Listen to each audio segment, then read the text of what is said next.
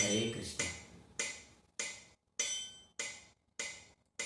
रामचन्द्राय जनकराजजामनोहराय मामकाभीष्टदाय महितमङ्गलम् कोसलेशाय मन्दहासदासपोषणाय वासवादिविनुतसत्वराय मङ्गलम् चारुकुङ्कुमोपेतचन्दनादिचर्चिताय हारकटकशोभिताय भूरिमङ्गलम् ललितरत्नकुण्डलाय तुलसीवनमालिकाय जलजसदृशदेहाय चारुमङ्गलम् देवकीसुपुत्राय देवदेवोत्तमाय भावजा गुरुवराय भव्यमङ्गलम् पुण्डरीकाक्षाय पूर्णचन्द्रवदनाय अण्डजावाहनाय अतुलमङ्गलम् विमलरूपाय